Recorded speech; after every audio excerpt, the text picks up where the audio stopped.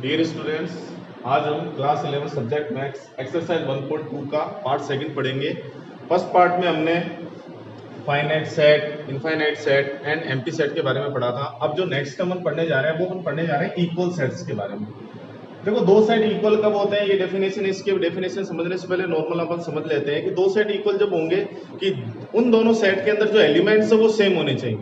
Same का मतलब एक में नंबर ऑफ एलिमेंट्स की बात यहाँ नहीं है, एलिमेंट्स ये देखेंगे कि डिफरेंट नहीं होने चाहिए। इस एक सेट में और दूसरे सेट में एलिमेंट अगर पूरे सेम हैं, इसका मतलब दोनों सेट हमारे पास इक्वल कहलाएंगे। कि इसके अंदर से एक एलिमेंट उठा के उसमें चेक करेंगे वो उसमें होना चाहिए और उसका एक एलिमेंट इसमें होना चाहिए, देन ये दोनों सेट कहलाएंगे हमारे पास इक्वल सेट। यहाँ नंबर ऑफ एलिमेंट्स की बात नहीं कर रहे हैं हम। यहाँ देखिए, अब the definition of equal sets are two sets A and B are said to be equal if they have exactly same element। ये ध्यान रखना, exactly same element मतलब पूरा पूरा दोनों के अंदर सेम एलिमेंट होने चाहिए। सेम एलिमेंट, ऐसा नहीं है कि एक एलिमेंट ऐसा हो जो एक सेट में लेकिन दूसरे में वो नहीं है, ऐसा पोजीशन नहीं आनी चाहिए हमारे पास। दो सेट इक्वल कब कहे जाएंगे, जब दोनों के अंदर एग्जैक्टली सेम एलिमेंट होंगे। एंड वी राइट एज, हम उनको किस तरीके से लिख दिया जाता है, A is equal to B करके उसको लिख दिया जाता है। ध्यान रखना कि हमें पढ़ा था कि सेट का जो नोटिफिकेशन होता है वो हमेशा इंग्लिश अल्फाबेट के कैपिटल लेटर से करते हैं, then A is equal to B। Otherwise set are said to be unequal. अगर मान लीजिए कि उनके अंदर एग्जैक्टली सेम एलिमेंट नहीं है, एक भी एलिमेंट दोनों में डिफरेंट आ गया कि एक सेट में है दूसरे में वो नहीं है, देन वो कहलाएंगे अनइक्वल सेट। और उन्हें इस तरीके से डिवाइड लिखा जाता है, A is not equal to B। ये तो होगी हमारे पास इक्वल सेट की डेफिनेशन। अब अपन बात करते हैं, एक एग्जांपल लेते हैं। देखो, एक सेट A है, उसके अंदर जो एलिमेंट्स है वो है A, E, I, O, U। देखने से आपको लग गया होगा कि ये सारे इंग्लिश अल्फाबेट के वोवल्स हैं। एक सेट B है, इसके आगे set of all x such that x is the vowel of English alphabet. तो अगर ये जो फॉर्म है ये हमारे पास है सेट बिल्डर फॉर्म, इसको अपन रोस्टर फॉर्म में चेंज कर देते हैं। B इज इक्वल टू हमारे पास आएगा कि सारे आपको इंग्लिश अल्फाबेट के वोवल लेने हैं, तो यहाँ आ जाएगा A, E, I, O and U। ये सेट B हो गया, ये सेट A हो गया। आप देखेंगे कि सारे एलिमेंट बिल्कुल सेम है, A भी है इसमें, E भी है, I भी है, O भी है एंड U भी है। इसका मतलब ये दोनों सेट आपके कौन से सेट कहलाएंगे, इक्वल सेट। तो इनको हम A is equal to B लिख सकते हैं। सेकंड हम आ जाइए, एक और हमारे पास दिया हुआ, देखो 1 2 3 4 और B दिया हुआ है 4 3 1 2। अब यहाँ ये समझने वाली बात ये है कि देखो 1 इसमें है, 1 इसमें है, 2 इसमें है, 2 भी इसमें है, 3 इसमें है, 3 इसमें है, 4 इसमें है, 4 इसमें है। यहाँ समझने वाली ये बात ये है कि दो सेट में ऑर्डर को आपको नहीं देखना है कि अगर मान लीजिए ऑर्डर चेंज है कि यहाँ फर्स्ट 1 पहले पोजीशन पे आ रहा है, यहाँ थर्ड पोजीशन पे आ रहा है, order it doesn't matter. Equal set के लिए ऑर्डर को अपने को ध्यान में नहीं रखना है कि ऑर्डर कैसा आ रहा है, बस ये ध्यान में रखिए कि एक एलिमेंट यहाँ से यहाँ है, 1 है, 2 है, 3 भी है एंड 4 भी है, और इधर भी कोई एलिमेंट बचा नहीं है, इधर भी कोई एलिमेंट बचा नहीं जो इसका इसमें नहीं है और इसका उसमें नहीं है। तो इस केस में भी अपन A is equal to B होगा, सेट A सेट B के इक्वल होगा। थर्ड अपन एक और एग्जांपल ले लेते हैं। देखिए, एक सेट A है, उसमें A, B, B, C, C और C, मतलब A एक बार है, B 2 बार है और C 3 बार है। दूसरा सेट हमारे पास B है, उसमें A, B एंड C।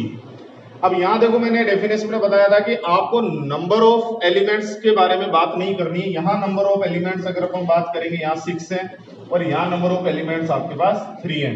तो आप एक बार ये देखेंगे कि यहाँ तो 6 है, यहाँ 3 है, तो ये तो इक्वल हो ही नहीं सकते। लेकिन आप एलिमेंट्स की बात कीजिए, जैसे यहाँ पे A है और यहाँ भी A है, B यहाँ 2 बार है, कोई दिक्कत नहीं है, यहाँ है तो सही B एक बार, C यहाँ 3 बार है, यहाँ 1 बार है। इसका मतलब इसके सारे एलिमेंट एग्जैक्टली उसमें हैं और उसके सारे एलिमेंट एग्जैक्टली इसमें हैं। इन दैट केस भी आपके पास set A is equal to set B होगा, सेट A सेट B के इक्वल होगा। तो क्या चीजें हमें नहीं देखनी है, ऑर्डर से कोई मतलब नहीं है, अगर ऑर्डर कैसा भी हो बस एलिमेंट्स आपके पास होने चाहिए। नंबर ऑफ एलिमेंट्स की बात करेंगे, रिपीट हो रहा है कोई दिक्कत नहीं है, उसमें होना चाहिए हमारे पास, रिपीट है डजंट मैटर। सेट में हम क्या करते हैं कि कोई एलिमेंट जब रिपीट होता है तो उसको रिपीट करके नहीं लिखते हैं, जनरली नहीं लिखते हैं, लेकिन अगर मान लो लिख भी सकते हैं। हम क्या करते हैं कि जब 2 या 2 से ज्यादा बार अगर कोई एलिमेंट आता है तो उसको एक बार ही लिखा जाता है। लेकिन मान लीजिए अगर ये कोई सेट होता और ये एक सेट B है, तो in that case A is equal to आपके पास क्या होगा, B होगा। तो ये हमारे पास इक्वल सेट्स हैं, बहुत आसानी से देख सकते हो। दो सेट आपके पास रखे हुए हैं, आप पता कर सकते हो कि सारे एलिमेंट मैच खा रहे हैं, इसका मतलब इक्वल है, और सारे एलिमेंट मैच नहीं खा रहे हैं, इसका मतलब इक्वल नहीं है। अब अपन इससे रिलेटेड क्वेश्चंस करते हैं। तो देखिए अपना जो एक्सरसाइज का क्वेश्चन नंबर जो 4th है वो देखते हैं हम। देखिए बच्चों अपन क्वेश्चन नंबर 4 लेते हैं। क्वेश्चन नंबर 4 में आपसे पूछ रहा है कि state whether A is equal to B और नॉट। आपको पता करना है कि ए बी के इक्वल है या नहीं है। तो देखो सिंपल अपन स्टार्ट करते हैं। यहाँ देखिए जो सेट ए है वो है A B C and D, और सेट बी है देखो इसमें ए बी है, बी बी है, सी बी है, डी है। ऐसा कोई एलिमेंट नहीं है जो इसका इसमें नहीं है और इसका इसमें नहीं है।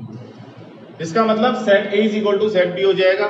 मैंने आपसे बताया था कि ऑर्डर डजंट मैटर, ऑर्डर को आपको नहीं देखना है, बस ये देखना है कि ए यहाँ है, ए यहाँ भी है, बी यहाँ है, बी भी है, सी भी है एंड डी भी है। देन इन दोनों केस में ए इज इक्वल टू आपके पास क्या हो जाएगा, बी हो जाएगा। नेक्स्ट सेकंड एक क्वेश्चन है हमारे पास, वो है a is equal to 4, 8, 12 and 16, और यहाँ है देखो 8, 4, 16 एंड 18। अब आप देखिए वन बाय वन स्टार्ट करते हैं। 4 यहाँ है, 4 यहाँ भी है, 8 यहाँ है, 8 यहाँ भी है, 12 यहाँ है, 12 यहाँ नहीं है, 16 यहाँ है, 16 यहाँ। तो एक तो देखो 12 मिसमैच हो गया और इधर से एक 18 मिसमैच हो गया, और ये मिसमैच अगर आ गया आपके पास, then a is not equal to b हो जाएगा। एक भी एलिमेंट अगर डिफरेंट हो गया दोनों के अंदर जो नहीं है, एक में है लेकिन दूसरे में नहीं है, देन उस केस में आपके पास हो जाएगा a is not equal to b। Third अपन लेते हैं वो है देखो a is equal to 2, 4, 6, 8 and 10। ये तो हमारे पास रोस्टर फॉर्म, और सेकंड हमारे पास जो सेट b है वो देखो सेट बिल्डर फॉर्म में दिया हुआ है। तो पहले इसको रोस्टर फॉर्म में अपन चेंज कर लेंगे। x such that x is a positive even integer and x is less than equal to 10। तो देखो सबसे पहले बात कर लेते हैं पॉजिटिव इवन। तो पॉजिटिव इवन स्टार्ट होंगे 2, 4, 6, 8, 10, 12, 14 एंड 16 अप टू इनफाइनाइट। ये है पॉजिटिव इवन इंटीजर्स। अब रिस्ट्रिक्शन क्या है कि x is less than equal to 10। तो लेस देन इक्वल, इक्वल का मतलब 10 लेना है, और इससे इधर वाले तो ये सारे इसमें आ जाएंगे। देन b को अगर रीराइट करते हैं अपन तो वही आ जाएगा 2, 4, 6, 8 एंड 10। अब a और b से कंपेयर कर लेते हैं। देखो 2 यहाँ है, 2 यहाँ भी है, 4 भी है, 6 भी है, 8 भी है एंड 10 भी है। Then in that case a is equal to आपके लिए क्या हो जाएगा, b हो जाएगा। सेट a सेट b के इक्वल हो जाएगा।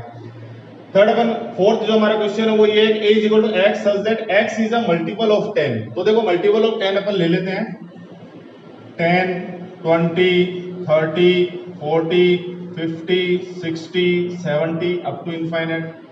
This is your set A।